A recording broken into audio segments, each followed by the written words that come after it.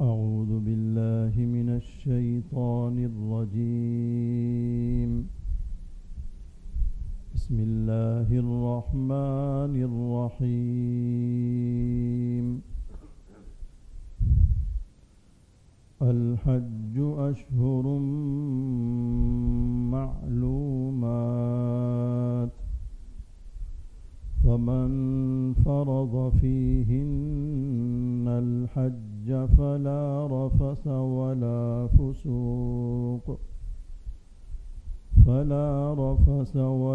فسوق ولا جدال في الحج، وما تفعلوا من خير يعلمه الله، وتزودوا فإن خير الزاد التقوى، واتقون يا أولي الألباب.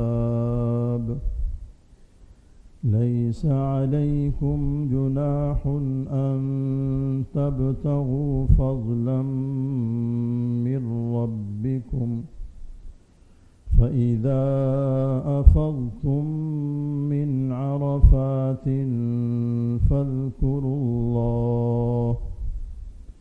فاذكروا الله عند المشعر الحرام،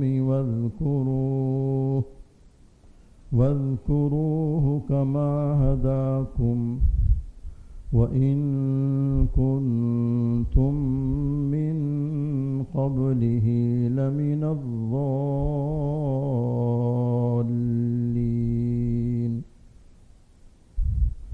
ثم أفيضوا من حيث أفاض الناس واستغفروا الله، إن الله غفور رحيم.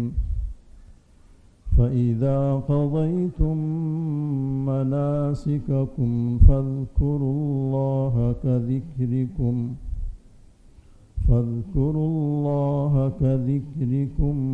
آباءكم أو أشد ذكرا. فمن الناس من يقول ربنا آتنا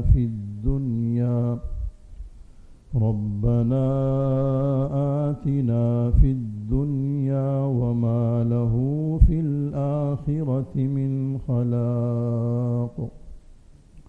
ومنهم من يقول ربنا آتنا في الدنيا حسنة وفي الآخرة حسنة وقنا عذاب النار. أولئك لهم نصيب مما كسبوا، والله سريع الحساب. صدق الله العظيم.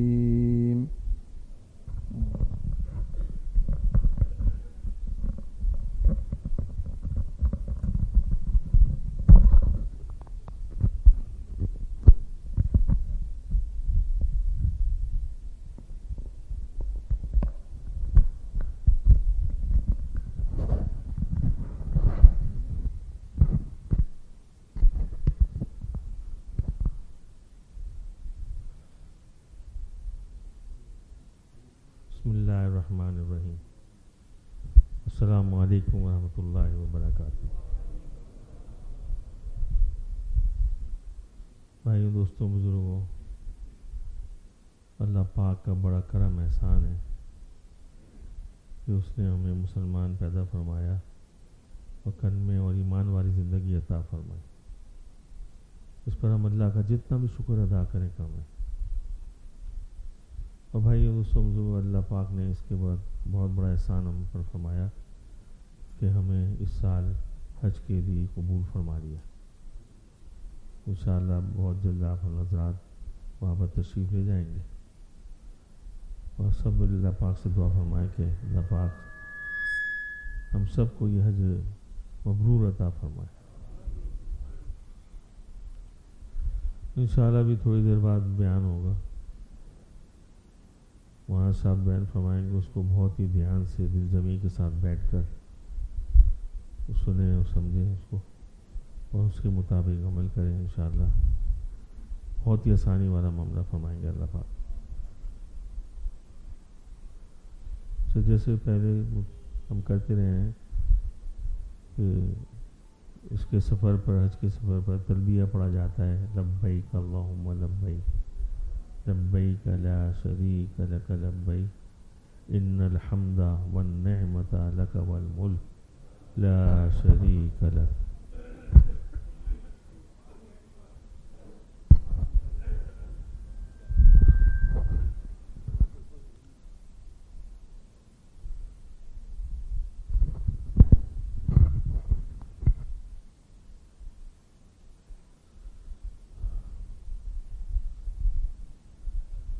تلبیہ کیا ہے؟ تلبیہ یہ ہے کہ اللہ پاک نے ہمیں بلایا، ہم خود تو نہیں جا رہے ہیں، اللہ پاک نے قبول فرمایا تو ہم جا رہے ہیں، اس کے حکم سے جا رہے ہیں نا، اس پہ ہم اللہ پاک کا شکر ادا کر رہے ہیں اور کہہ رہے ہیں اللہ حاضر ہوں، میں اللہ حاضر ہوں، حاضر ہوں، تیرا کوئی شریک نہیں، حاضر ہوں، ساری تعریفیں تیری، ساری نعمتیں تیری، ساری مملکت تیری، تیرا کوئی شریک نہیں۔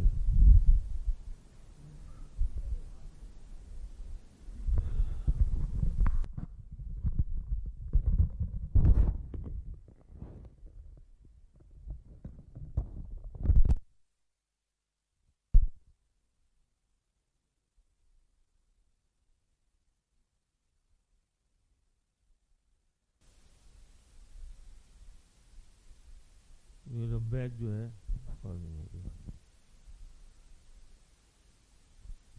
حج کے سفر میں پڑھا جاتا ہے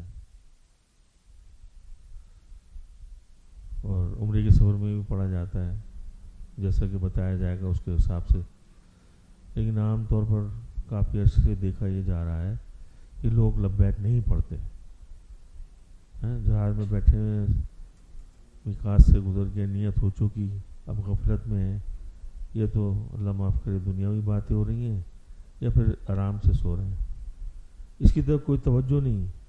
بھائی اللہ نے اتنا بڑا انعام ہمیں عطا فرمایا، ہمیں بلا رہے ہیں، ہم اس کو کہہ نہیں رہے کہ حاضر ہوں اللہ میں حاضر ہوں، کتنی غفلت والی بات ہے، بہت دیکھا گیا ہے۔ پھر دوسری بات یہ کہ لوگ خود جھجکتے بھی ہیں کہ بلند آواز سے ہم پڑھیں گے لوگ دیکھیں گے، تو بھائی یہ تو بڑی ثواب کی چیز ہے، اس کو بھی یاد آ جائے گا، وہ بھی پڑھنا شروع کر دے گا، کتنی بڑی نیکی والی بات ہے۔ اور حدیث میں آیا ہے کہ جب مومن بندہ جو ہے تلبیہ پڑھتا ہے لبیک اللہم لبیک، تو اس کے دائیں اور بائیں طرف حد نکاح تک، جہاں تک زمین جا رہی ہے، سارے اللہ کی مخلوق، کنکر پتھر درخت سب اس کے ساتھ لبیک پڑھتے ہیں، تو آپ کے درجات کتنے بلند ہو رہے ہیں، کتنی نیکیاں بڑھ رہی ہیں، یہ آپ کو اندازہ نہیں ہے۔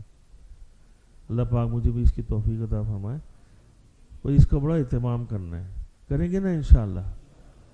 تو مرد ادا اس کو بلند آواز سے پڑھتے ہیں، مستورات اس کو آہستہ پڑھیں گی، پست آواز سے پڑھیں گی، لیکن لبیک پڑھنا ضرور ہے بھائی۔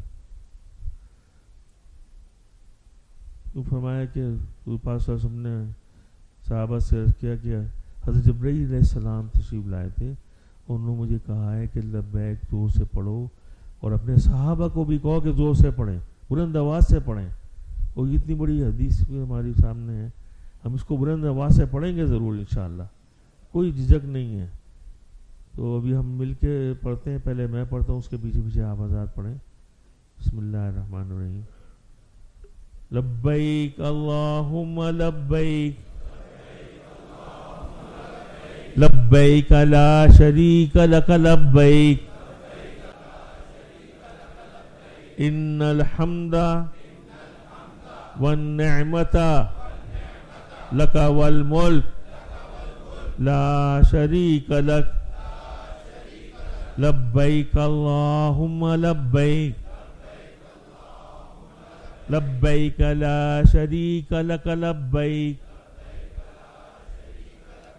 ان الحمد والنعمت لک والملک لا شریک لک لبیک اللہم لبیک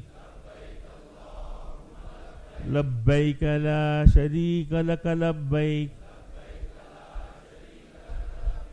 ان الحمد والنعمت لک والملک لا شریک لک اللهم صل على محمد وعلى آل محمد كما صليت على إبراهيم وعلى آل إبراهيم إنك حميد مجيد اللهم بارك على محمد وعلى آل محمد كما باركت على إبراهيم وعلى آل إبراهيم إنك حميد مجيد لبيك اللهم لبيك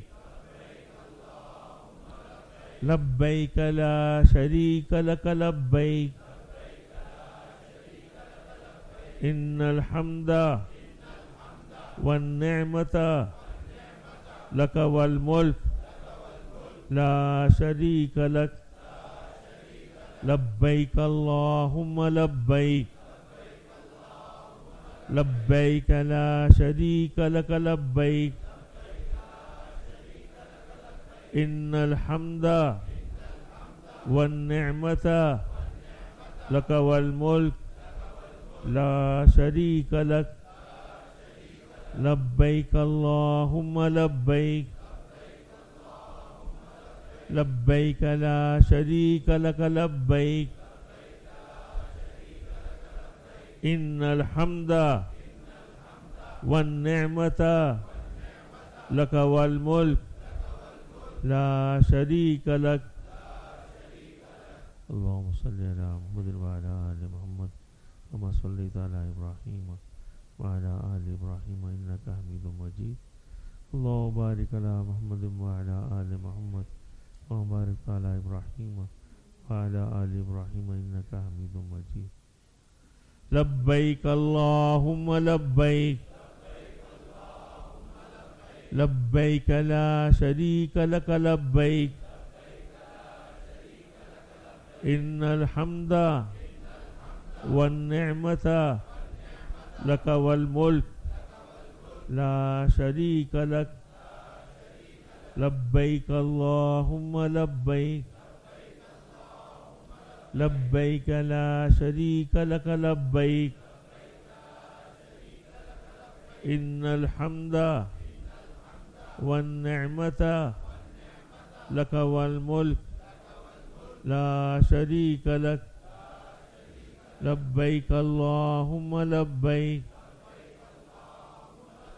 لبيك لا شريك لك لبيك إن الحمد والنعمة لك والملك لا شريك لك اللهم صل على محمد وعلى آل محمد كما صليت على إبراهيم وعلى آل إبراهيم إنك حميد مجيد اللهم بارك على محمد وعلى آل محمد كما باركت على إبراهيم وعلى آل إبراهيم إنك حميد مجيد 3 دفعہ پڑھا جاتا ہے، اس کے بعد درود شریف پڑھ لیتے ہیں، پھر ٹھہر کے پھر شروع کر دیں. اب ہم ایک آواز میں مل کے پڑھتے ہیں، ہم آواز ہو کے پڑھیں. بسم اللہ الرحمن الرحیم. لبیک اللہم لبیک لبیک لا شریک لک لبیک ان الحمد والنعمت لک والملک لا شریک لک لبیک اللہم لبیک لبیک لا شریک لک لبیک ان الحمد والنعمت لک والملک لا شریک لک لبیک اللہم لبیک لبیک لا شریک لک لبیک ان الحمد والنعمت لک والملک لا شریک لک. اللہم صلی علی محمد وعلی آل محمد کما صلیت علی ابراہیم وعلی آل ابراہیم انک حمید مجید. اللہم بارک علی محمد وعلی آل محمد کما بارکت علی ابراہیم وعلی آل ابراہیم انک حمید مجید. جیسے پہلے بتایا گیا کہ الحمدللہ حج کی 2 بڑی نیکیاں کیا ہیں. ایک تو یہ کہ سلام کرنا، سارے مسلمان الحمدللہ اور ہر ملک مسلمان ملک سے لوگ آئے ہوئے ہوتے ہیں، انڈونیشیا، ملیشیا، ترکی، افغانستان، جو بھی ہے، اس کو سلام کرنا ہے ہم نے رستے میں، السلام علیکم ورحمۃ اللہ وبرکاتہ. تو حرم کی نیکیاں تو پہلے ہی زیادہ ہیں، کتنی نیکیاں بڑھ جائیں گی سلام کرنے پہ، اور پھر وہ جواب دے گا، اس کی نیکیاں بڑھیں گی. اور دوسری بڑی نیکی حج کی جو ہے وہ یہ فرمایا کہ کھانا کھلانا یا کچھ کھلانا، لوگوں کا اکرام کریں، یہ بڑی بات ہے. اللہ پاک ہم سب کو نصیب فرمائے اور ہمارا دل بڑا ہو جائے وہاں جا کے. اور بھائی اس کے ساتھ ساتھ جو ہے بزرگ فرماتے ہیں کہ جو وہاں پر حرم کے جو کارندے ہیں، کام کرنے والے ہیں، کارکنان ہیں، ان کی تنخواہیں بہت کم ہوتی ہیں. وہ تو دل لگی سے مسلمان ہونے کے مطابق اور بڑی سعادت کہ وہ حرم شریف کو ہم صفائی کر رہے ہیں، وہاں کی جو ہے خدمات انجام دے رہے ہیں، اس لحاظ سے بھی کرتے ہیں، ان کو مانگتے نہیں ہیں. تو آپ حضرات ان کو بھی آتے جاتے کبھی دے دیا، کتنی بڑی بات ہے، صدقے کی طرح چل لیں، کتنا بڑا ثواب ملے گا. اور بھائی اللہ پاک کا وعدہ ہے، یہ تو پکا اور ڈھکا وعدہ ہے، اس میں کوئی گنجائش نہیں. حضور پاک صلی اللہ علیہ وسلم نے عرض کر دیا کہ جو حج پہ خرچ کرے گا، آپ جو خرچ کر کے جا رہے ہیں، اسی سال اللہ پاک آپ کو لوٹا دیں گے. اتنی بڑی بات ہے، اسی سال آپ کو لوٹا دیں گے. اور ہمیں پتہ نہیں چلتا، ہم تو ذہن میں ہمارا اس طرف جاتے نہیں ہے، کہاں سے ہو گیا یہ، اس طرف نہیں جاتا ذہن. اور یہ نہیں بھول گئے ہم اتنا بڑا عمل ہم کر کے آئے، اللہ پاک اس کے بدلے میں ہم عطا فرما رہے ہیں. نہ صرف اسی سال بلکہ آگے آپ کی اللہ پاک نے بڑھوتیاں ہی بڑھوتیاں کرنی ہیں. اللہ پاک نے رزق میں، کمائی میں، ہر صورت میں، صحت، تندرستی، عافیت، اتنی بڑی سعادت ہے. اسی لیے زندگی میں ایک بار کہا ہے کہ حج کرو، فرض ہو جائے تو اس کو دیر نہیں کرو، حج کر لو.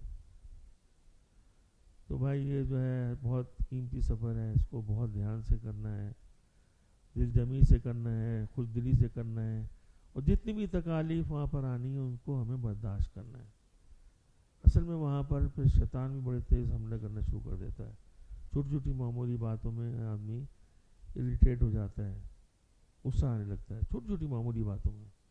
قربانی والا سفر ہے یہ، تکلیفوں والا سفر ہے. اللہ پاک جس حالت میں بلا رہے ہیں کہ وہ سارے کپڑے بدل کے صرف 2 چادروں میں بے باسا ہو، پاراگندہ بالوں میں مٹی اٹھی ہوئی ہے، کتنا اللہ پاک کو پسند ہے.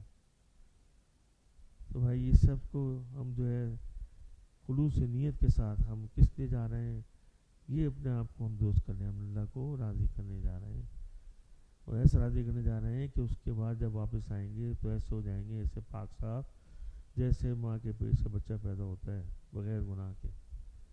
حقیقت ہے، اس کو پکے یقین کے ساتھ کریں، ایسا اللہ پاک جو ہے پاک صاف فرما دیں گے. اور جنت تو لازم ہو گئی، حج کا بدلہ حضور پاک صلی اللہ علیہ وسلم نے صرف اور صرف جنت ہے. ہم اپنے آپ کی طبیعتوں کو صحیح کریں. بہت عام طور پہ مجھ سمیت بہت جلدی آدمی کو غصہ آ جاتا ہے، چھوٹی چھوٹی باتوں میں آ جاتا ہے. تو اس چیز کا ہم خیال رکھیں گے نا انشاءاللہ.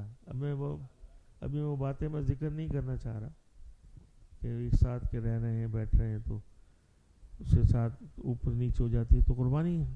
اگر جس نے کر لی نا کہ بھئی میں برداشت کروں گی، ٹھیک ہے، اس کام میں اس نے پہل کر لی، ٹھیک ہے، میرا باری میری تھی، انہوں نے کر دی، ٹھیک ہے، کوئی بات نہیں. اوہو اللہ پاک کیا دیں گے ہم سوچ نہیں سکتے، یقین مانیں. اس کے بدلے میں اللہ پاک ہمیں کیا عطا فرما رہے ہیں. اللہ پاک بہت غیور ہے. تم قربانی دے رہے ہو تو میں اس ساری کائنات کا مالک، سارے 2 جہاں کا مالک، سارے لوگوں کے قبضوں میں میری ہاتھ میں میری جان، ایک ایک ذرہ میرے حکم سے نہیں ہل سکتا، ایک پتہ میرے حکم سے نہیں ہل سکتا. اور یہ حقیقت ہے، اس کو دل جان سے ہمیں کہنا چاہیے. یہی ایمان کی علامت ہے. تو فرمایا کہ اگر ریگستان میں ہمارے طوفان سے، ہوا سے جو ذرات اٹھتے ہیں، اللہ کے علم میں ہے یہ کون کون سے ذرات یہاں سے اٹھیں گے، وہ کہاں جا کے ٹیلا بنائیں گے. اس ایمان کے ساتھ ہم رہیں. اور اللہ کو معلوم ہے کہ یہ درخت سے جو پتے گر رہے ہیں، کون سا پتا گر کے کتنی ہوا سے لڑک کے کہاں جا کے ٹھہرے گا، یہ اللہ کے علم ہے. ایسے اللہ پاک جاننے والے ہیں. اور 3 باتوں کو اپنے دھیان میں مجھ سمیت کوشش کریں کہ بار بار لے کے آئیں. اللہ ہمیں دیکھ رہے ہیں، اللہ ہمیں سن رہے ہیں، اللہ ہمارے ساتھ ہیں. ہر وقت اللہ ہمیں دیکھ رہے ہیں اور اللہ ہمیں سن رہے ہیں اور اللہ ہمارے ساتھ ہیں. پھر ہم سے کوئی خطا کیوں ہو؟ اس ایمان کا ہمیں بنانا ہے. کلمے والی زندگی یہی ہے، کلمے کا تقاضا یہی ہے کہ جو ہے سب کچھ اللہ سے ہونے کا یقین ہمارے دل میں آ جائے اور مخلوق سے اللہ کے حکم کے بغیر کچھ نہ ہونے کا یقین ہمارے دل میں آ جائے. اور محمد رسول اللہ کے مفہوم میں کہ سارے جہاں کی کامیابی حضور پاک صلی اللہ علیہ وسلم کے طریقوں میں ہے، سنت طریقوں میں ہے. اللہ پاک اس کے ہمیں صحیح سمجھ عطا فرمائے. اب ہم ایک مل کے ایک ہی آواز سے پڑھتے ہیں لبیک. بسم اللہ الرحمن الرحیم. لبیک اللہم لبیک لبیک لا شریک لک لبیک ان الحمد والنعمت لک والملک لا شریک لک لبیک اللہم لبیک لبیک لا شریک لک لبیک ان الحمد والنعمت لک والملک لا شریک لک لبیک اللہم لبیک لبیک لا شریک لک لبیک ان الحمد والنعمت لک والملک لا شریک لک. اللہم صلی علی محمد وعلی آل محمد کما صلیت علی ابراہیم وعلی آل ابراہیم انک حمید مجید. اللہم بارک علی محمد وعلی آل محمد کما بارکت علی ابراہیم وعلی آل ابراہیم انک حمید مجید. آپ حضرات سے درخواست ہے کہ تھوڑا قریب قریب مل کے بیٹھ جائیں، مجمع زیادہ ہے اور باہر سے بھی اندر اسی طرح آگے موو کر لیں. جزاک اللہ. تھوڑا تھوڑا تشریف لیں آگے.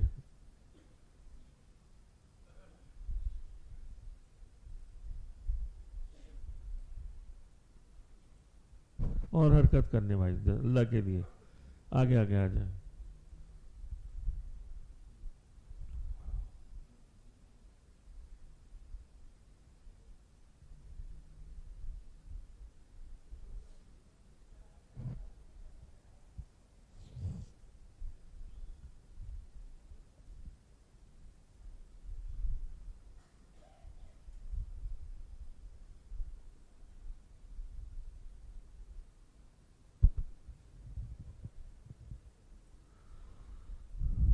تشریف رکھیں.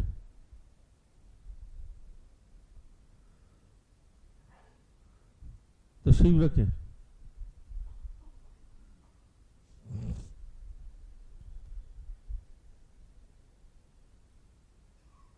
بسم اللہ الرحمن الرحیم. تلبیہ پڑھ رہے ہیں. لبیک اللہم لبیک لبیک لا شریک لک لبیک ان الحمد والنعمت لک والملک لا شریک لک لبیک اللہم لبیک لبیک لا شریک لک لبیک ان الحمد والنعمت لک والملک لا شریک لک لبیک اللہم لبیک لبیک لا شریک لک لبیک ان الحمد والنعمت لک والملک لا شریک لک. اللہم صلی علی محمد وعلی آل محمد کما صلیت علی ابراہیم وعلی آل ابراہیم انک حمید مجید. اللہم بارک علی محمد وعلی آل محمد کما بارکت علی ابراہیم وعلی آل ابراہیم انک حمید مجید. لبیک اللہم لبیک لبیک لا شریک لک لبیک ان الحمد والنعمت لک والملک لا شریک لک لبیک اللہم لبیک لبیک لا شریک لک لبیک ان الحمد والنعمت لک والملک لا شریک لک لبیک اللہم لبیک لبیک لا شریک لک لبیک ان الحمد والنعمت لک والملک لا شريك لك. اللهم صل على محمد وعلى آل محمد كما صليت على إبراهيم وعلى آل إبراهيم إنك حميد مجيد. اللهم بارك على محمد وعلى آل محمد كما باركت على إبراهيم وعلى آل إبراهيم إنك حميد مجيد.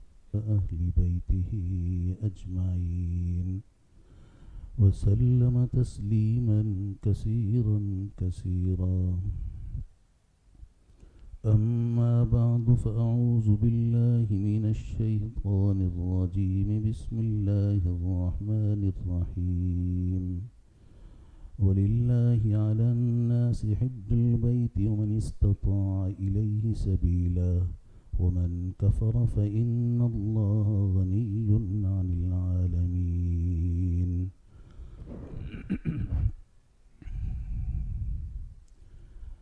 گرامی قدر عزیزان محترم،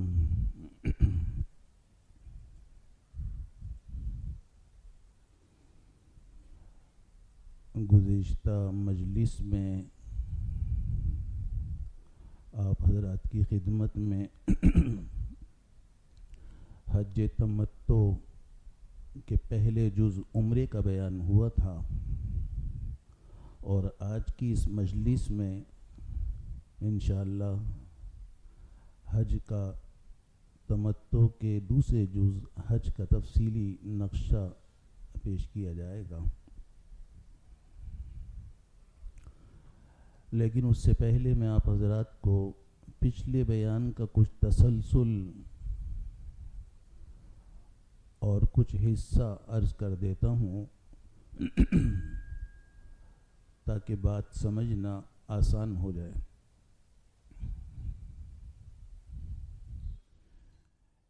یہ میں نے عرض کیا تھا کہ جو حضرات حج بدل کے لیے تشریف لے جا رہے ہیں وہ حج افراد کا احرام باندھیں گے، اور حج افراد کا مطلب میں نے عرض کیا تھا کہ یہاں سے صرف حج کا احرام باندھ کر جائیں گے، اس کے اندر عمرے کی نیت نہیں کریں گے اور اس احرام سے عمرہ ادا نہیں کریں گے، صرف حج کریں گے. حج کا احرام یہاں سے بندھے گا اور 10 ذی الحجہ کو 10 ذی الحجہ کے کام کرنے کے بعد وہ احرام کھلے گا. حج بدل کرنے والے اسی قسم کا احرام باندھ کر جائیں گے. اور حج بدل کا مطلب میں نے عرض کیا تھا کہ حج بدل کے لیے مختلف شرطیں ہیں، جس میں 3 بنیادی شرطیں ہیں. اگر وہ تینوں شرطیں پائی جائیں گی تو وہ حج بدل شرعی ہوگا.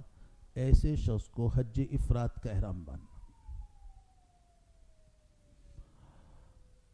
اس کی 3 شرطیں میں نے عرض کی تھیں کہ اس میں سب سے پہلی شرط یہ ہے کہ جس کی طرف سے حج کیا جا رہا ہے اس کے اوپر حج فرض تھا، اور اس نے حج فرض ادا کیے بغیر اس کی وفات ہو گئی، یا وہ عمر کے اس درجے میں پہنچ گیا، یا خدا نخواستہ کسی ایسی بیماری میں مبتلا ہو گیا کہ اب زندگی بھر اس کے لیے حج کرنا ممکن نہیں ہے.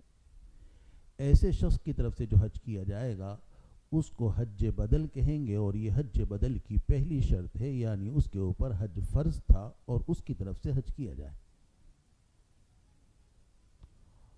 اور دوسری شرط یہ عرض کی تھی کہ جس کی طرف سے حج کیا جا رہا ہے اس نے وصیت بھی کی ہو کہ میری طرف سے حج کرا دیا جائے. اور تیسری شرط عرض کی تھی کہ آج جو حج پر پیسہ خرچ کیا جا رہا ہے وہ سارا کا سارا اس مرنے والے کا ہو یا اکثر اس کا ہو. تو یہ 3 شرطیں ہیں. اس کے علاوہ ایک شرط اور بھی ہے، وہ یہ ہے کہ جس کو حج پر بھیجا جا رہا ہے اس نے پہلے اپنا حج فرض ادا کر لیا. ایسے شخص کو حج کے لیے بھیجنا جس نے اپنا حج فرض ادا نہیں کیا وہ مکروہ تحریمی ہے، اور اگر وہ خود جائے گا تو ایسی صورت میں اس پر اپنا حج فرض ہو جائے گا. تو اس واسطے ایسے شخص کو حج پر بھیجنا چاہیے جس نے پہلے اپنا حج فرض ادا کر لیا. تو ان 3 شرطوں کے ساتھ جو حج کیا جاتا ہے وہ حج بدل ہے، اور ایسے شخص کے لیے افضل اور بہتر یہ ہے جو جمہور کا مسلک ہے کہ وہ حج افراد کا احرام باندھے، اگرچہ متاخرین نے جس میں مفتی شفیع صاحب رحمۃ اللہ علیہ بھی ہیں دوسرے حج کی بھی اجازت دی ہے، لیکن متقدمین کا جمہور کا مسلک یہی ہے کہ وہ حج افراد کا احرام باندھے۔ حج کی دوسری قسم میں نے عرض کی تھی کہ حج قران کسی کو اللہ توفیق دے تو وہ حج قران کرے، اور خصوصاً وہ حضرات جو حج کے قریبی زمانے میں جانے والے ہیں وہ اگر تھوڑی سی ہمت کریں تو حج قران کا احرام باندھیں۔ اور حج قران کا مطلب میں نے عرض کیا تھا کہ یہاں سے جانے والا حج اور عمرہ دونوں کی نیت سے احرام باندھ کر جائے اور وہاں جا کر عمرہ کرے، اور عمرے میں چونکہ 3 کام کرنے ہوتے ہیں تو یہ صرف 2 کام کرے گا۔ ایک تو یہ کام کرے گا کہ وہاں جا کر بیت اللہ کا طواف کرے گا، دوسرا صفا مروہ کی سعی کرے گا، لیکن یہ بال نہیں کٹوائے گا، اور پھر اس کے بعد یہ ایک طواف کرے گا جس کو طواف قدوم کہتے ہیں جو سنت ہے۔ اور حج قران کرنے والے کے لیے افضل یہ ہے کہ طواف قدوم کرنے کے بعد وہ حج کی سعی کرے، جو سعی حج کی طواف زیارت کے بعد کی جاتی ہے یہ طواف قدوم کے بعد کرے تو یہ افضل ہے۔ اس کے بعد اس کا یہ احرام بندہ رہے گا، یہاں تک کہ 10 ذی الحجہ کو 10 ذی الحجہ کے کام کرنے کے بعد سر منڈوا کر اس کا احرام کھلے گا، تو اس کا نام ہے حج قران۔ یہاں سے عمرہ اور حج دونوں کی نیت سے احرام باندھ کر گیا تھا، اور اس احرام سے اس نے عمرہ اور حج دونوں ادا کیے۔ حج افراد اور حج قران کے درمیان فرق آپ کے سامنے آیا کہ حج قران کے اندر حج اور عمرہ دونوں کیے جاتے ہیں، جبکہ حج افراد میں صرف اس سے حج کیا جاتا ہے، عمرہ نہیں کیا جاتا۔ باقی سہولت کے اعتبار سے جو حج ہے جس کے اندر احرام کی کم سے کم پابندیاں ہیں وہ حج تمتع ہے، اور حج تمتع کا مطلب یہ ہے کہ یہاں سے حاجی عمرے کا احرام باندھ کر جائے اور عمرہ ادا کر کے اس کا احرام کھول لے، اب احرام کی پابندیاں ختم ہو گئیں۔ اب 8 ذی الحجہ کو حج کا احرام باندھے گا، اور پھر 10 ذی الحجہ کو 10 ذی الحجہ کے کام کرنے کے بعد حج کا احرام اس کی پابندیاں ختم ہو جائیں گی، تو یہ مجموعہ حج تمتع کہلاتا ہے۔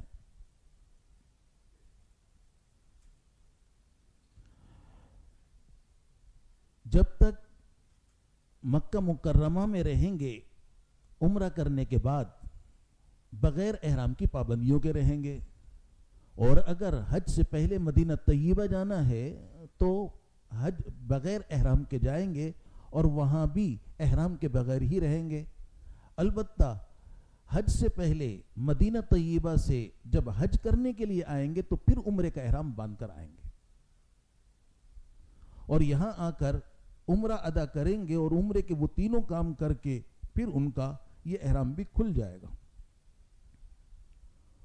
8 ذی الحجہ کو پھر حج کا احرام باندھنا ہے،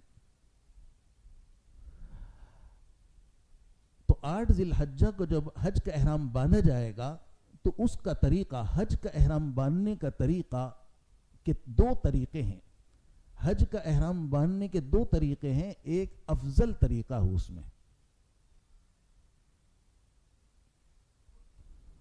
8 ذی الحجہ کو جس دن آپ احرام باندھ رہے ہیں تو غسل وغیرہ کر لیں، احرام باندھنے کی تیاری کر لیں۔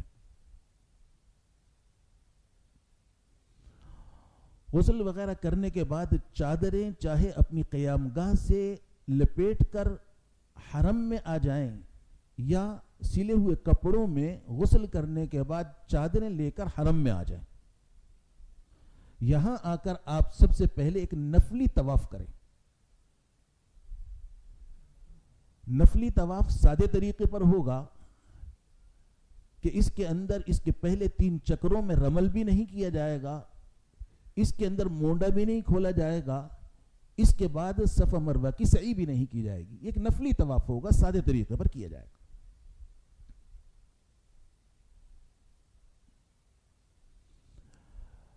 طواف کرنے کے بعد اب آپ چادریں باندھ لیں. اگر آپ نے پہلے سے چادریں باندھ رکھی ہیں تو اب آپ آ جائیے حتیم میں. حتیم میں آ جائیے. حتیم نام ہے بیت اللہ کے قریب جو ایک سفید دیوار بنی ہوئی ہے, اس کو حتیم کہتے ہیں. وہ دراصل بیت اللہ کا حصہ ہے, اس پر چھت نہیں ہے. بیت اللہ پر چھت ہے اور اس حتیم پر چھت نہیں ہے, یہ بیت اللہ کا حصہ ہے. یہ بھی اللہ کا کرم ہوتا ہے کہ بیت اللہ میں کون جائے گا, کس کو توفیق ہوگی اور کس کو موقع ملے گا, ویسے ہی انتظام کر دیا. تو وہ بیت اللہ ہی کا حصہ ہے, لیکن فرق صرف اتنا ہے کہ اس کے اوپر چھت نہیں. یہاں آ جائیے آپ. یہاں آ کر آپ نے حج کا احرام باندھنا ہے. چادریں لپیٹ کر آپ یہاں آ گئے. یہاں آ کر آپ 2 رکعت احرام حج کی نیت سے پڑھ لیں. جب نماز کے لیے کھڑے ہوں تو وہی چادر کا ایک پلہ سر پر ڈال کر 2 رکعت احرام حج کی نیت سے پڑھیں, جیسے آپ نے یہاں احرام عمرے کی نیت سے پڑھی تھی. پہلی رکعت کے اندر قل یا ایھا الکافرون اور دوسری رکعت کے اندر قل هو اللہ شریف پڑھنا افضل مستحب ہے. دوسری صورت بھی پڑھ سکتے ہیں.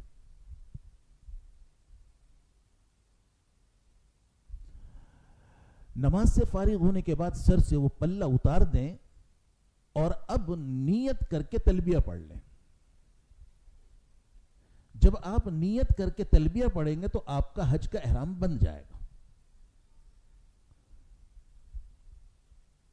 تو نیت آج آپ نے یہ کرنی ہے کہ اللہ میں حج کا احرام باندھ رہا ہوں, اس کو آسان فرما, قبول فرما.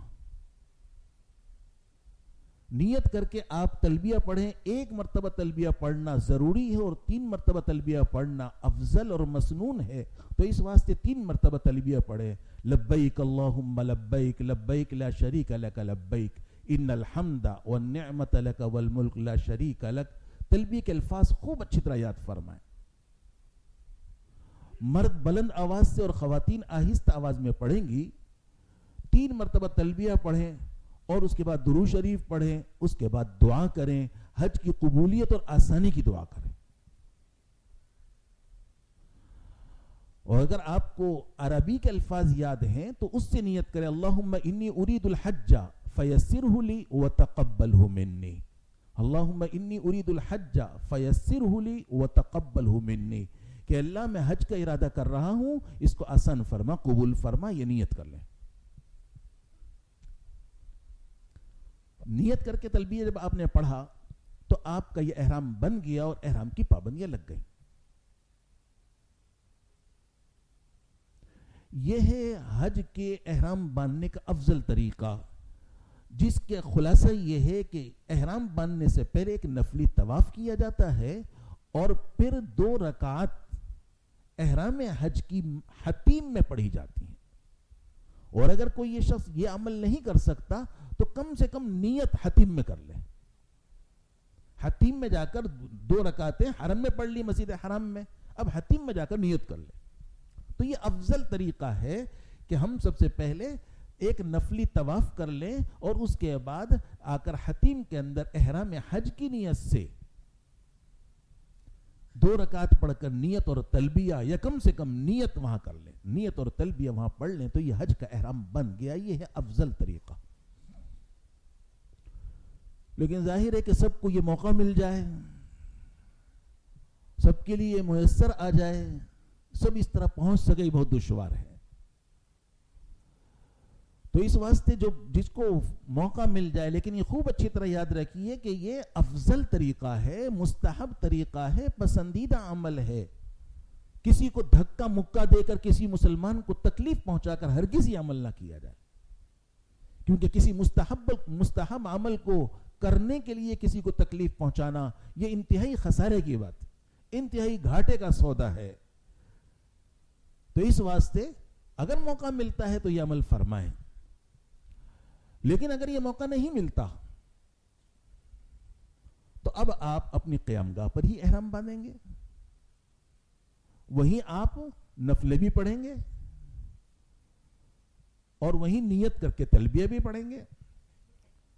8ویں تاریخ کو ہاں یہ کر سکتے ہیں آپ، ایک نفلی طواف کر کر اپنی قیام گاہ پر چلے جائیں اور وہاں جا کر چادریں باندھ لیں اور پھر وہاں 2 رکعت احرام حج کی نیت سے پڑھ کے اس کے بعد نیت کر کے تلبیہ پڑھ لیں. تو یہ کر سکتے ہو، ایسا کر لیجئے. تو یہ عام گویا کہ حج کا احرام باندھنے کا عام طریقہ ہے. احرام باندھنے کا وہی طریقہ ہوگا، 2 چادریں آپ کے پاس ہوں گی، جس طرح آپ نے عمرے کا احرام کی چادریں باندھی تھی اسی انداز سے آپ باندھیں گے. ایک دفعہ پھر میں اس کا خلاصہ عرض کر دیتا ہوں کہ 2 چادریں آپ کے پاس ہیں. آپ غسل کرنے کے بعد ایک چادر جو آپ کے پاس 2.5 میٹر 2.25 میٹر کی ہوگی، اس کو آپ ایک کو اس طرح دونوں پلے لے کر اس کو اوپر نیچے یوں کریں اور اس کو پلٹ لیں تو وہ کسی جائے گی، ڈوری سی بن جائے گی. اور ناف کے اوپر کے حصے پر رکھ کر باندھیے، ناف پر نہ رکھیے، نیچے نہ رکھیے، اس کو اس طرح باندھیے کہ ٹخنے کھلے رہیں. پہلے بھی میں نے عرض کیا تھا کہ یہ ٹخنے کھولنا مردوں کے لیے ضروری ہے اور اس کو چھپانا گناہ کبیرہ ہے. اور گناہ کبیرہ اس کو کہتے ہیں جس پر شرعاً وعید آئی ہو، سزا کا ذکر آیا ہو. یہاں ذکر آیا ہے ما اسفل من الکعبین من الازار فی النار، فرمایا ہے کہ جو حصہ ٹخنوں کا شلوار کے نیچے چھپا رہے گا اس کو پکڑ کر جہنم میں ڈال دیا جائے گا. ٹخنے کو نکالا جائے گا، ڈالا جائے گا، بلکہ پورے کو گھسیٹا جائے گا. یہ مطلب ہے اس کو جہنم میں پھینک دیا جائے گا. تو اس پر سخت وعید ہے. تو یہ گناہ کبیرہ ہے.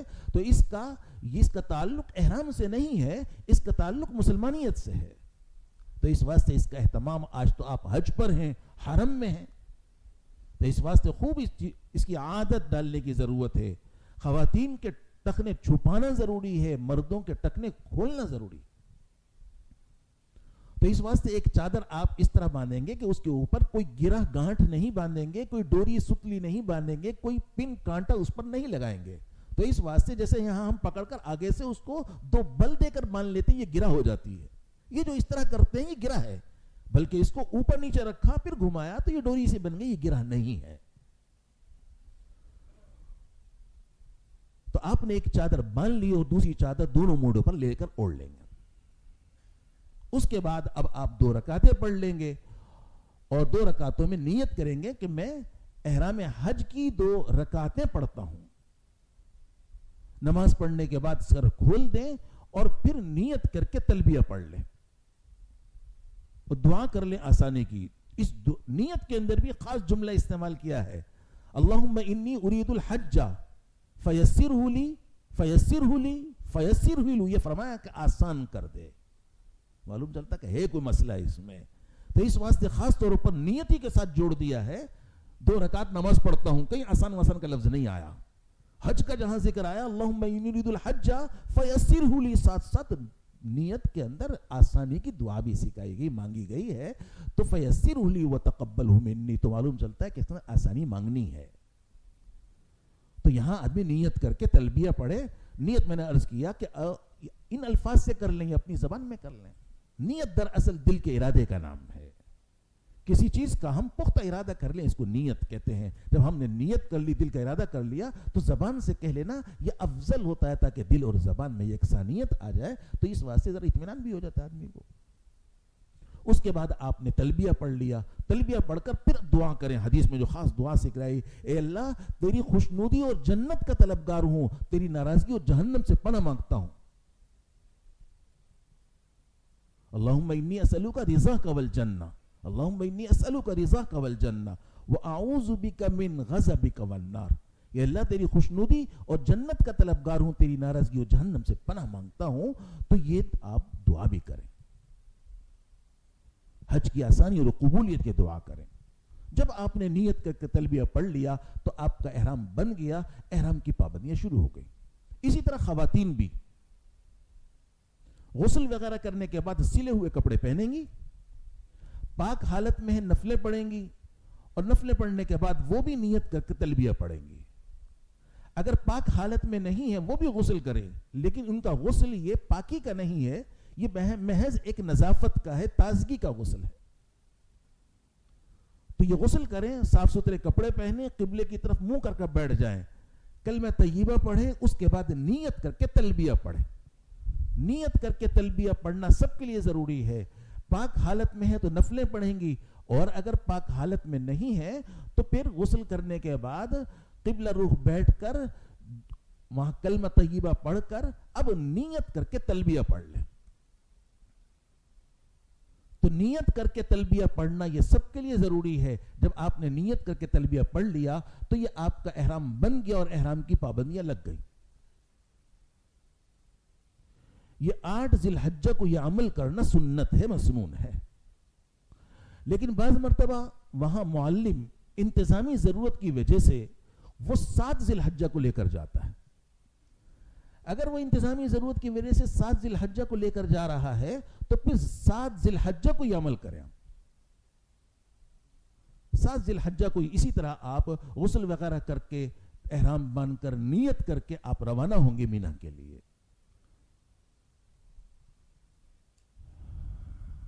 جب آپ نے نیت کر کے تلبیہ پڑھ لیا تو وہ تمام پابندیاں جو احرام عمرے میں لگی تھی وہ سب پابندی لگ گئی۔ وہ پابندی ایک مرتبہ پھر آپ سن لیجئے کہ وہ پابندی مردوں کے لیے لگ گئی کہ کسی قسم کا کوئی سلا ہوا کپڑا نہیں پہنیں گے۔ خواتین سلے ہوئے کپڑے پہنیں گی، مرد کسی قسم کا نہ بنیان نہ کچھا جانگی انڈروے کسی قسم کی کوئی چیز نہیں پہنیں گے، چادر باندھنی ہے۔ تو اس واسطے چادر باندھنے کی مشق پہلے سے کر لیں، یہاں پہلے سے یہ عمل کر لیں۔ 1-2 دفعہ باندھیں گے تو آپ کو اندازہ ہو جائے گا، جو حضرات باندھتے ہیں ان کو تو خوب مشق ہوتی ہے، تو اس واسطے اس کی مشق کر لو، خاص طور پر اس طرح باندھنے کے جو یہاں باقاعدہ عملاً سکھا دیا بھی جاتا ہے۔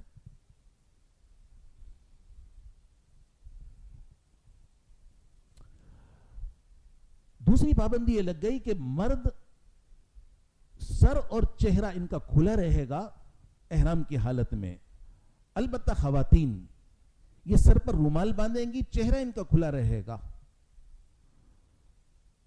مردوں کا رات دن چہرہ اور سر کھلا رہے گا۔ اگر کسی شخص نے ساری رات یا سارے دن سر پر کوئی چیز ٹوپی پہنا رہا، چادر اڑ کر سوتا رہا، تو ایسی صورت میں ایک جانور ذبح کرنا واجب ہو جائے گا۔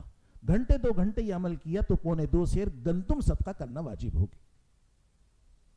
تو اس واسطے اگر کوئی ڈال دے اور رات بھر چادر سر پر پڑی رہی، چہرے پر پڑی رہی، تو ایسی صورت کے اندر بھی یہی حکم ہوگا کہ ایک دم دینا واجب ہو جائے گا۔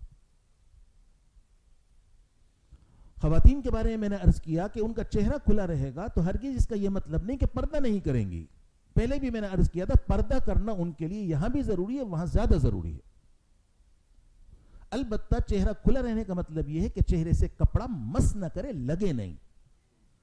تو اس واسطے ان کو پردہ اس انداز سے کرنا چاہیے کہ کوئی سر پر ہیڈ نما چھجا نما کوئی چیز لگا کر نقاب لٹکا لیں۔ جہاں مردوں کا نامحرم کا سامنا ہو تو وہاں پردہ لٹکا لیں، جہاں سامنا نہ ہو تو اٹھا لیں۔ پردہ نامحرم سے کیا جاتا ہے تو جہاں ایسا اندیشہ ہے تو وہاں پردہ لٹکائے، اور جہاں ورنہ اٹھا لیں۔ اور یہ عمل کوئی مشکل نہیں ہے، تو اس کا اہتمام بہت زیادہ کرنے کی ضرورت ہے۔ دوسری بات خواتین سے متعلق یہ ہے کہ سر پر جو رومال باندھتی ہیں تو عام طور پر ان کا تصور یہ ہے کہ یہ ان کا احرام ہے، اور اس کو وہ احرام سمجھتی ہیں، جس کے نتیجے کے اندر وہ یہ اوپر سے سر کے رومال کو کھولتی نہیں ہیں۔ وضو کریں گی تو رومال ہی پر مسح کر لیتی ہیں۔ یاد رکھیے کہ اس طرح سر پر اگر کسی نے مسح نہیں کیا، رومال پر مسح کیا، تو ایسی صورت کے اندر وضو نہیں ہوگا۔ جب وضو نہیں ہوگا تو نماز بھی نہیں ہوگی۔ یہ سر پر جو رومال بندھوایا جاتا ہے، یہ رومال احرام نہیں ہے بلکہ یہ لباس کا حصہ ہے۔ جیسے کہ عام زندگی کے اندر خواتین وہ روپٹہ اوڑھتی ہیں، تو اسی طرح یہ رومال بندھوایا گیا۔ روپٹہ چونکہ اس کے اندر وہ چہرے سے لگتا ہے تو چہرے کو بچانے کے لیے رومال بنوایا گیا، صرف بالوں کو چھپا لیں اس سے۔ تو اس واسطے جب وضو کریں تو سر پہ سے رومال اتار کر سر پر مسا کریں، رومال پر مسا نہ کریں، سر پر مسا کریں، اور اس کی وجہ سے ان کے احرام میں کوئی خلل نہیں پڑتا. اور اگر انہوں نے رومال پر مسا کیا تو وضو نہیں ہوگا. اسی طرح خواتین سے متعلق یہ بات بھی ہے کہ عام طور پر ان کے ناخنوں پر پالش لگی ہوئی ہوتی ہے، ناخن پالش وغیرہ لگی ہوئی ہوتی ہے. یاد رکھیے کہ اگر ناخنوں پر پالش لگی ہوئی ہے اور اسی حالت کے اندر غسل کریں گے تو غسل نہیں ہوگا، اسی حالت میں وضو کریں گے تو وضو نہیں ہوگا. اس واسطے اس کو کھرچ کا صاف کریں، مہندی وغیرہ لگائیں، لیکن یہ اس طرح کی کوئی پالش نہ لگائیں جس کا اوپر سے چھلکا بن جاتا ہے، پپڑی آ جاتی ہے، وہ نہ لگائیں.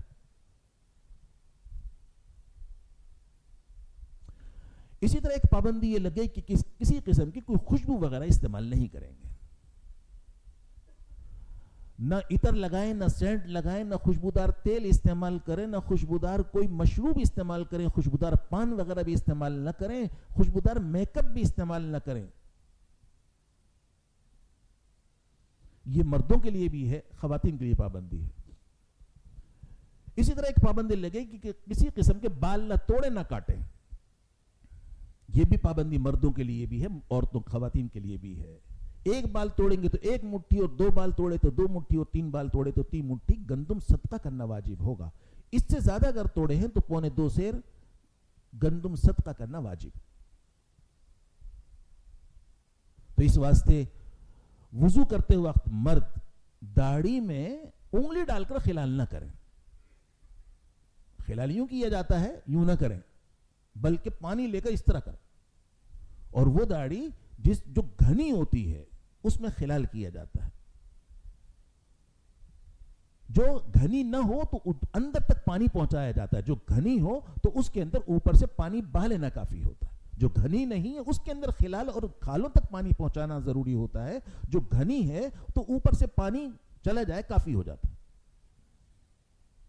تو اس واسطے پانی لے کر اس طرح کریں تو اس سے چلو سے وہ اندر تک پہنچ جائے گا.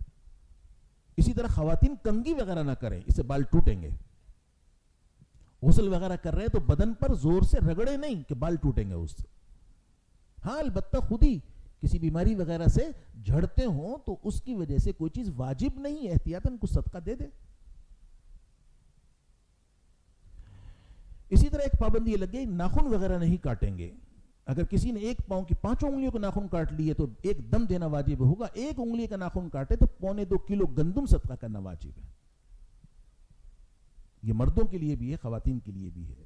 اسی طرح ایک پابندی یہ لگ گئی کہ مردوں کے لیے کہ بند جوتا استعمال نہیں کریں گے، خواتین کر سکتی ہیں. موزے دستانے مرد استعمال نہیں کریں گے، خواتین کر سکتی ہیں. میاں بیوی ساتھ ہیں تو کسی قسم کی کوئی شہوت کی بات نہیں کریں گے. تو ان پابندیوں کے ساتھ 8 ذی الحجہ کو آپ مینا روانہ ہوں گے.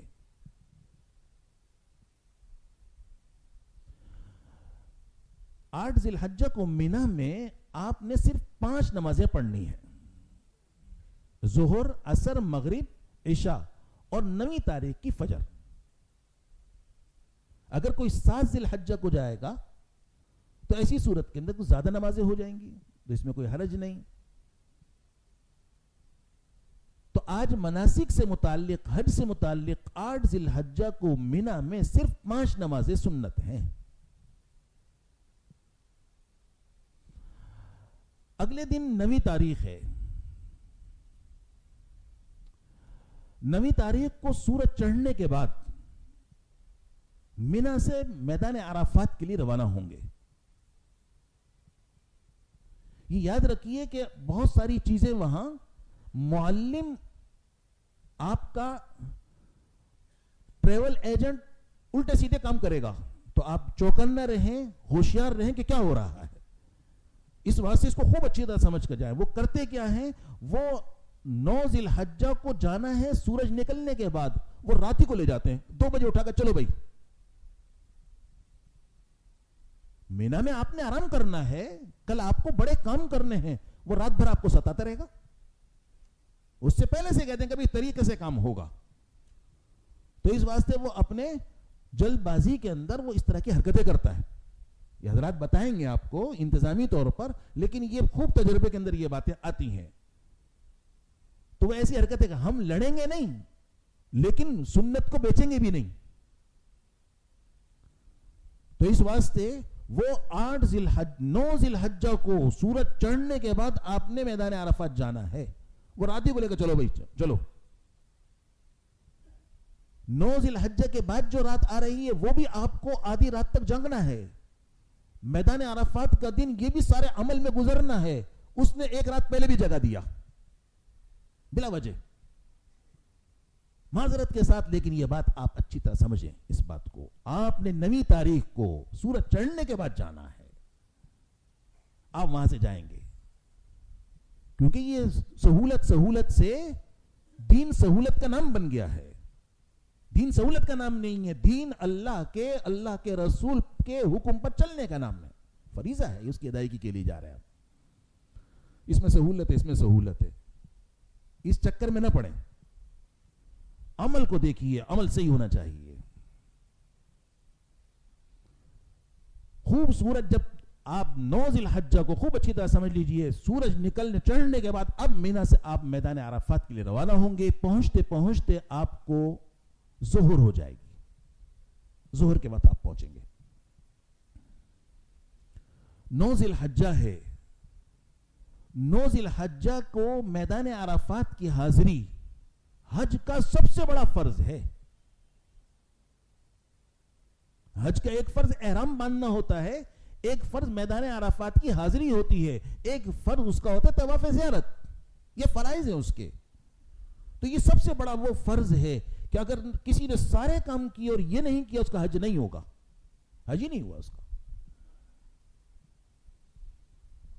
تو 9 ذی الحجہ کو میدان عرفات میں جتنا بڑا یہ فرض ہے اتنی اس کے اندر کوتاہیاں ہوتی ہیں. تو اس واسطے خوب اچھی طرح سمجھ لیے کہ آپ کو 9 ذی الحجہ کو میدان عرفات میں کیا کرنا ہے.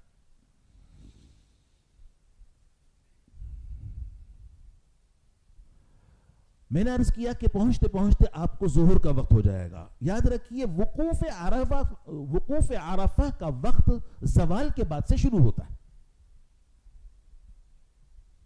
صبح پھرنا کافی نہیں ہوگا, زوال کے بعد سے شروع ہوتا ہے. وہاں پہنچنے کے بعد سب سے پہلا کام یہ ہے, مسنون یہ ہے کہ آپ ایک غسل کر لیں. وقوف عرفہ کی نیت سے غسل کر لیں. غسل خانے بنے میں پانی بھی بہت ہوتا ہے, بس بہت اس کے اندر وقت نہ لگائے, پانی آپ بہا لیں. ہمارے ہاں حنفیوں کے ہاں تو غسل بہت آسان ہے, بہت آسان غسل ہوتا ہے. وہ ناک کلی کرو, ناک میں پانی ڈالو, پورے جسم پر پانی میں غسل ہو گیا بس. وہ امام مالک رحمۃ اللہ علیہ کے بدن بھی رگڑو, وہ ان کے ہاں ہے, ہمارے ہاں نہیں. لیکن ہم لوگوں کا معمول ہوتا ہے کہ بھئی غسل میں صابن بھی ہونا چاہیے, ملا بھی جائے اور فلاں بھی ہو. یہ ہم لوگوں کی عادت ہوتی ہے. لیکن غسل ہوتا یہ ہے کہ کلی کری, وہ اگر روزہ نہیں ہے تو غرارہ بھی کر لیا, ناک میں پانی چڑھایا, اگر روزہ نہیں ہے تو اوپر تک چڑھایا, بس چڑھایا, اس کے بعد پورے بدن پر پانی بہا لیا تو غسل ہو گیا. تو اس واسطے وہ غسل سہولت سے ہو جاتا ہے. حضور اکرم صلی اللہ علیہ وسلم 3.5 کلو پانی سے غسل فرماتے تھے. یہاں 3.5 من لگ جاتا ہے پانی. تو وہ حدیث میں تو یہ قصہ بیان کیا, 3 پاؤں سے وضو, 3.5 کلو سے غسل. 3 پاؤں سے وضو, گویا کہ چوتھائی وضو کا, چوتھائی غسل کا, چوتھائی وضو میں, اور پھر 3.5 کلو اس میں. حدیث میں تو یہ قصہ آتا ہے. تھوڑے لطیفے بہت قصے آتے ہیں حدیث میں. خیر یہ موقع نہیں, لیکن میں یہ عرض کر رہا ہوں کہ غسل کر لیں سہولت سے. آپ پہلا کام میدان عرفات کا ہے, غسل کر لیں. غسل کرنے کے بعد یہ پہلا کام آپ نے کر لیا. موقع نہ ہو, رش ہو, تو پھر وضو کر لینا کافی ہے. اس کے اندر وقت نہ لگائیں, کیونکہ یہ وقت انتہائی قیمتی شروع ہو چکا ہے. آپ کو کام کرنے ہیں ترتیب سے. دوسرا کام ہے میدان عرفات کا مسجد نمرہ کے اندر نماز. میدان عرفات کی مشہور مسجد ہے مسجد نمرہ. حج کا خطبہ ہو رہا ہے, حج کا خطبہ ہو رہا ہے, بڑی آوازیں آتی ہیں اس کی. یہ مسجد نمرہ کے اندر حج کا خطبہ ہوتا ہے. آج اللہ کا حکم یہ ہے کہ 9 تاریخ کو ظہر اور عصر کی نماز ظہر کے وقت میں ملا کر پڑھیں گے. اگر ہم مسجد نمرہ کا مطلب کیا ہے؟ امام حج کے پیچھے نماز جب پڑھیں گے. امام حج پہلے حضور اکرم صلی اللہ علیہ وسلم، اور اس کے بعد ابو بکر، اس کے بعد عمر، اس کے بعد عثمان، اس کے بعد علی، اور پھر یہ سلسلہ چلا رضی اللہ عنہم. یہ سلسلہ چلا تھا تو وہ امام حج ہوتے تھے. ان کے پیچھے جو نماز پڑھتا آج پھر خلیفہ ہوتا ہے، اس خلیفہ کا نائب وہ امام حج ہوتا ہے. تو امام حج کے پیچھے اگر کوئی نماز پڑھے گا تو ایسی صورت کے اندر ظہر اور عصر کی نماز ظہر کے وقت میں ملا کر پڑھے گا. اور امام حج نماز پڑھا رہا ہے مسجد نمرہ میں، تو اس واسطے آسان لفظوں میں کہتے ہیں کہ مسجد نمرہ کے امام صاحب کی اقتداء میں جب نماز پڑھیں گے تو ایسی صورت میں ظہر اور عصر کو ملا کر ظہر کے وقت میں پڑھیں گے. لیکن اگر کوئی امام حج کے پیچھے یعنی مسجد نمرہ کے امام کے پیچھے نماز نہیں پڑھتا، اپنی جماعت کرتا ہے یا تنہا نماز پڑھتا ہے، تو ایسی صورت میں ظہر کی نماز ظہر کے وقت میں اور عصر کی نماز عصر کے وقت میں پڑھیں گے. یہ مسئلہ ہے.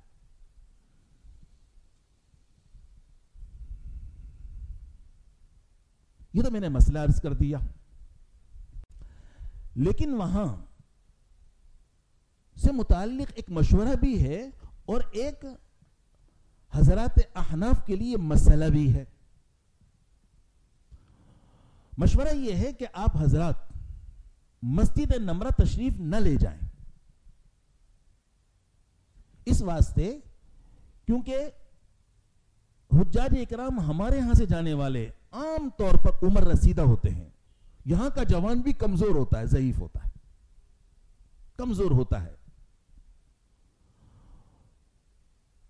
اور جوش میں اور شوق میں پہنچ گیا. سامنے مسجد نظر آ رہی ہے، آواز آ رہی ہے، سب جا رہے ہیں، یہ بھی پہنچ گیا.